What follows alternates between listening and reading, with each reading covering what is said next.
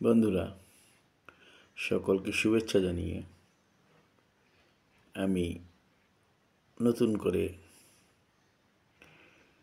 ইংরেজি শিক্ষার উপর ধারাবাহিকভাবে কতগুলি প্রোগ্রাম করব। এটা ইংলিশ ফর বিগিনার্স যারা, তারা যদি আমার প্রোগ্রামটি ধারাবাহিকভাবে দেখেন, আশা করি উপকৃত হবেন। আমি ধাপে ধাপে সহজ থেকে কঠিন বলা যাবে না, সবগুলোই সহজ পর্বগুলি শুরু করব। তাহলে শুরু করা যাক। প্রথমে আমরা যেমন বাংলা ভাষায় সরয়া সরয়া ক খ এগুলো বলি অক্ষর, ইংরেজিতেও সেই অক্ষরগুলো আছে। সেটা হচ্ছে ABCD, এরকম 26টি অক্ষর আছে। এই কতগুলি অক্ষর মিলেই একটা শব্দ হয়। ঠিক সেইরূপ ABCD এগুলিকে বলা হয়, এই অক্ষরগুলিকে বলা হয় ইংরেজিতে অ্যালফাবেট। ইংরেজিতে 26টি অ্যালফাবেট আছে। এই 26টি অ্যালফাবেটেরই কয়েকটি অ্যালফাবেট মিলে যদি অর্থ প্রকাশ করে, তাহলে সেটা ওয়ার্ড বা শব্দ বলে। আমরা সেটা জানি। যেমন এ দিয়েও একটি শব্দ হতে পারে, এ দিয়ে অর্থ একটি। যেমন বুক, BOOK, BOOK, এখানে 4টি অক্ষর আছে, 4টি অ্যালফাবেট আছে। BOO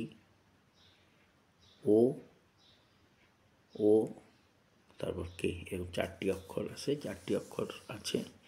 এটা মিলে বুক হলো, যার অর্থ হচ্ছে বই।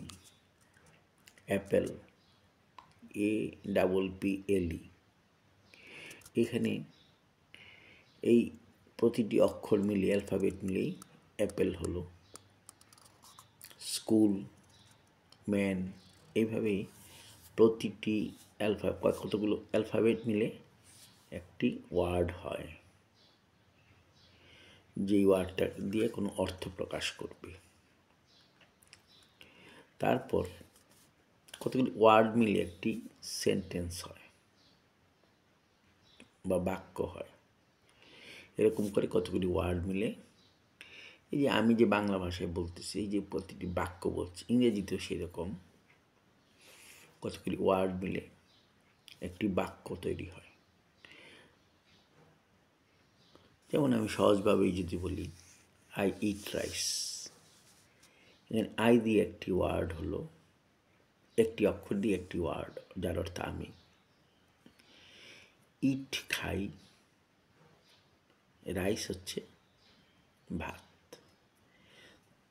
EAT 3টি অ্যালফাবেট মিলে একটি ওয়ার্ড হলো, যার অর্থ হচ্ছে খাওয়া।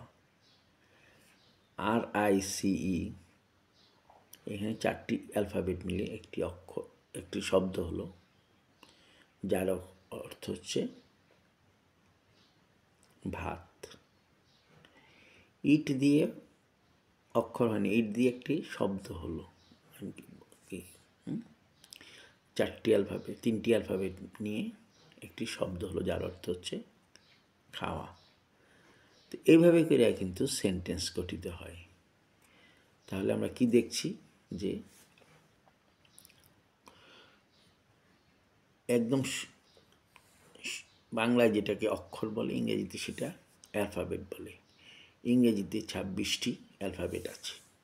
এর মধ্যে AEIOU এই 5টি অ্যালফাবেটকে ভাওয়েল বলা হয়, আর বাকি 21টি অ্যালফাবেট হচ্ছে কনসোনেন্ট। সাধারণত ভাওয়েল দিয়ে যদি কোনো ওয়ার্ড গঠিত হয়, প্রথমে যদি ভাওয়েল থাকে, সেই ওয়ার্ডটার আগে পূর্বে অ্যান বসে। যেমন অ্যাপেল, অ্যাপেলটা হচ্ছে প্রথম অক্ষর এ, এটা ভাওয়েল, এই জন্য এর আগে দিয়ে অ্যান বসলো। যেমন আমব্রেলা, এখানে অ্যান হচ্ছে ANN দিয়ে একটি, দুইটি অ্যালফাবেট মিলে একটি ওয়ার্ড হলো একটি, আমব্রেলা, UMBRELLA। আমব্রেলা হচ্ছে ছাতা। এই এতগুলো প্রতিটা অক্ষর মিলে, অ্যালফাবেট মিলে একটি ওয়ার্ড হলো, যেটা হচ্ছে আমব্রেলা। তো ইউটা যেহেতু ভাওয়েল, কাজে আগে দিয়ে এন বসলো। কাজে এগুলো হচ্ছে প্রতিটি ওয়ার্ডের, যদি কোনো ওয়ার্ড যদি ভাওয়েল দিয়ে শুরু হয়, ইন জেনারেল, আমি প্রাথমিক অবস্থায় যেহেতু জেনারেল কথাগুলি বলবো, তাহলে এর পূর্বে যদি ভাওয়েল দিয়ে শুরু হয় ওয়ার্ডটা, তাহলে তার পূর্বে এন বসবে। আর যদি ভাওয়েল দিয়ে না শুরু হয়, সেটা এ বসবে। যেমন বুক, এ বুক। এখানে BOOK, বুক, বই। এখানে বিটা কনসোনেন্ট, কাজে এ বসবে, এখানে এন বসবে না। কাজেই এইভাবে করে ওয়ার্ডগুলো গঠিত হয়, কতগুলো অ্যালফাবেট মিলে। আবার কতগুলি ওয়ার্ড মিলে বা একটি ওয়ার্ড মিলেও কিন্তু একটা সেন্টেন্স হতে পারে। যেমন গো, এখানে ইউটা অমিট আছে, গো, গো দেয়ার, গো, যাও, অর্থাৎ তুমি যাও, ইউ গো। ইউটা এখানে অমিট আছে, এটা দিয়েও কিন্তু একটা সেন্টেন্স হতে পারে। যেমন একটা অ্যালফাবেট দিয়ে একটা ওয়ার্ড হতে পারে, সেরকম একটা ওয়ার্ড দিয়েও একটা সেন্টেন্স হতে পারে। কাজেই এখানে আমি এইভাবে সেন্টেন্সগুলো গঠিত হয়। আমি ওয়ার্ড এবং সেন্টেন্স নিয়ে কথা বললাম। ইংরেজি ভাষায় 5 প্রকারের সেন্টেন্স আছে। আমি যেহেতু বিগিনারদের জন্য কথা বলছি, অনেকেরই গ্রামারের প্রতি ভীতি আছে বিধায় গ্রামারকে অ্যাভয়েড করে আমি ইংরেজিগুলি বলবো। পরবর্তীতে আমি গ্রামারকে ইনক্লুড করব, আপাতত করব না। কাজে এখানে আমি 5 প্রকার সেন্টেন্স নিয়ে কথা বলবো ধারাবাহিকভাবে, গ্রামারকে অ্যাভয়েড করে। সেই 5 প্রকার সেন্টেন্স কী কী? সেটা হচ্ছে assertive sentence, interrogative sentence, imperative sentence, optative sentence, exclamatory sentence. যেহেতু সেন্টেন্স কীভাবে গঠিত হয় আমি একটু আগেই বলেছি। বাংলা বাক্যে যেমন বাক্য কীভাবে গঠিত হয়, কতগুলি ওয়ার্ড মিলে, শব্দ মিলে একটা অর্থপূর্ণ অর্থ বুঝালে সেটা বাক্য হয়। ঠিক সেই রকম কতগুলি ওয়ার্ড মিলে যদি অর্থ বোঝায়, এক বা একাধিক ওয়ার্ড মিলে, তাহলে সেটা একটা সেন্টেন্স হবে।